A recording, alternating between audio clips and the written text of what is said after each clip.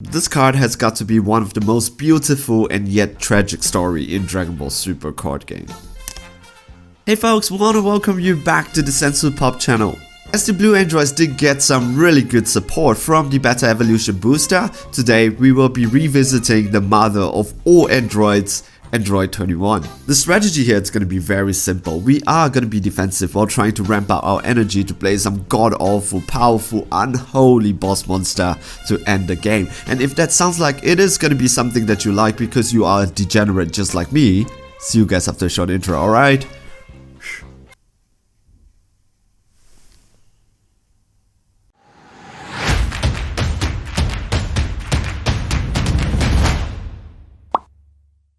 Hey guys, I want to welcome you back from the intro. We'll be taking a look at Android 21 and what makes the deck tick itself. The deck strategy, it's actually very simple though. We are going to be defensive, we're going to ramp our energy, and we are going to be playing our big boss monster to end the game. But if you're just here for deck profile, it is right at the end of this video, timestamp down in the description box, but I highly encourage you to stay with us as we go through the different mechanics of the deck and some of the card choices that I make, alright? Maybe you'll be able to find some interesting interactions that you might not have seen it before. And I guarantee you there's at least one that you don't see before. It's because it is my own personal spice. Kind of really happy that I found that though. When it comes to that, I will highlight it because you know, I'm kind of proud of that. Alright, so let's take a look at the leader itself. We need to understand the leader before we understand the deck. The leader is actually very simple. When you place this card in your leader's area, you get to choose one Android 21 scheme from your deck and then you activate it.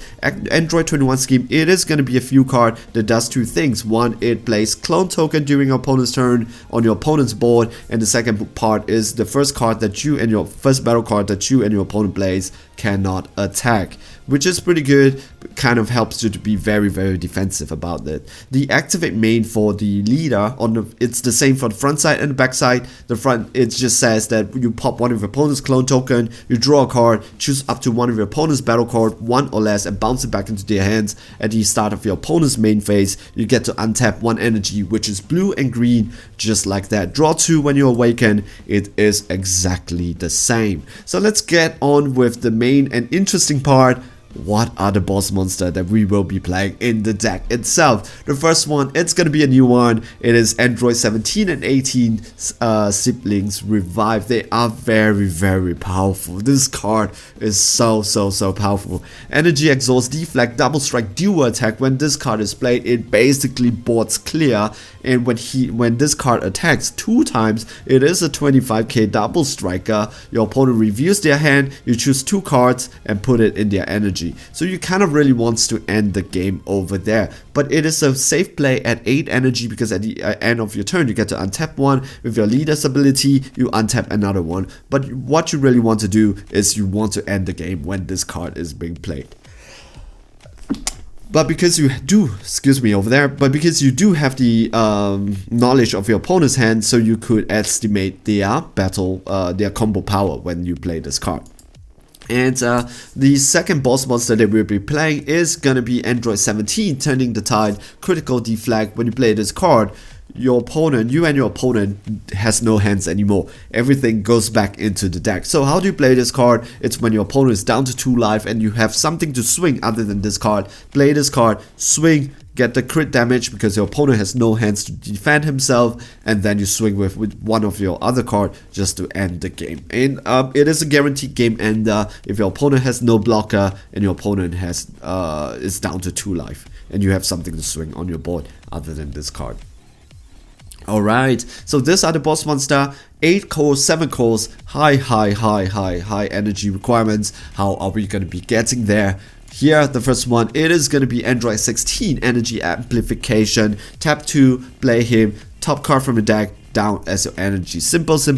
He is going to be remain on your board 5k, doesn't have blocker, he is pretty much useless. But that is where the second card comes in, infinite energy. When you play this card for 3 energy, you draw a card, choose this card, put it in your energy. In in rest mode, at the end of turn, you get to choose this card and untap it. So why not? It's a pretty good card. So these two kind of help each other out, helps you to draw a card, helps you to untap energy while ramping your energy. So this card is not a dead card on your board. Good? Good. Let us move on to your defensive option. The first one is, let's talk about your unison of choice. It is going to be Android 13, Never Ending Bloodlust. After you awaken, you really don't want your opponent to swing. What I usually do here is I don't play all these cards before I awaken. I make sure my opponent tries to swing, go greedy, swing with my clone token at me to awaken me very, very early. 15k is just much easier to defend.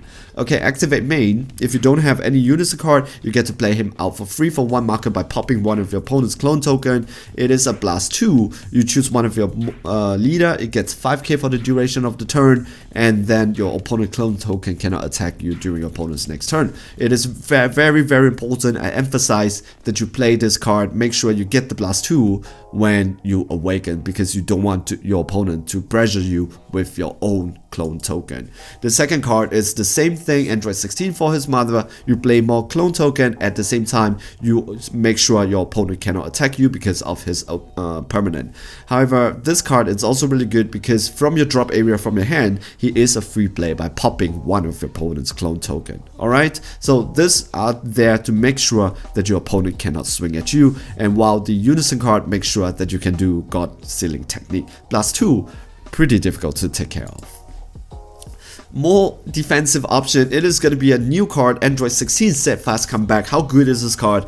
Pretty good. Arrival for both blue and green together with your super combo. When you super combo and then you do him Android 16, your opponent has kind of have to discard 2. Do attack, blocker, revenge. So it is really good that you can use it aggressively or defensively, because nobody wants to swing against a blocker and revenge. Take note, revenge do get past barrier, so your opponent has a card that they want to stay, and this card it's on the board, they want to keep their battle card. Basically that is the end of the turn, because with your Android 21 scheme, it is going to be even. You will slow down the game even more. You want to slow down the game, you want to be defensive while you want to ramp up to play your boss monster. You want to survive until you do that. Alright, so the next card, it is going to be one, I'm a big fan of this card. It is going to be Android 18, Let the Battle Begin, Let the Party Begin. So it is a 1 cost if you have a unison on board, so you can 1 cost counterplay, and this becomes a like a blocker, just like that. And you can swing with her if you want to though. 15k, no joke. If your opponent is down to 1, you want to give it some pressure, swing with her if you want to. Alright, and you play this card, so the counterplay, it's something that your opponent plays 4 or less. It does not get bounced back into the hand, it goes back into the bottom of the deck. Really good. Very good. But we are going to be having more blockers. It is going to be Android 21 Scholarly Gambit. This card is extremely powerful in this deck because it is a free play by popping one of your opponent's clone token. It is a barrier blocker because you are ramping your energy, so the auto will come in for this deck itself. If you have 5 or more energy, place this card in its owner's drop area. When your opponent plays a battle card with 5 energy greater than their current energy, you may choose that battle card and place it in its opponent's deck.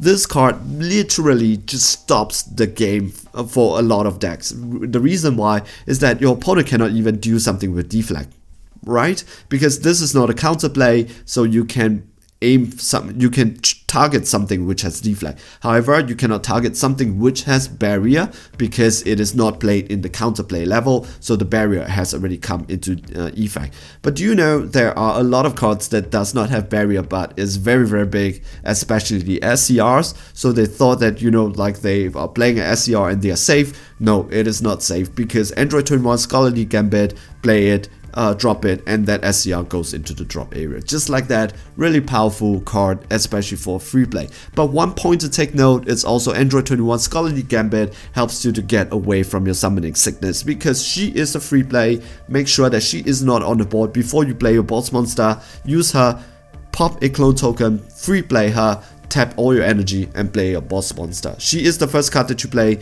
Then the second card that you play, which is the boss monster, can swing. So she does a lot in this deck itself. Really highly recommended. I love this card.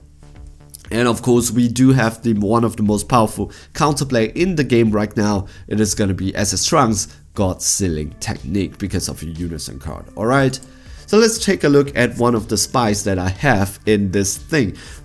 Admittedly, one of the weakness of the deck itself is after you awaken, you don't really have a lot of card draw.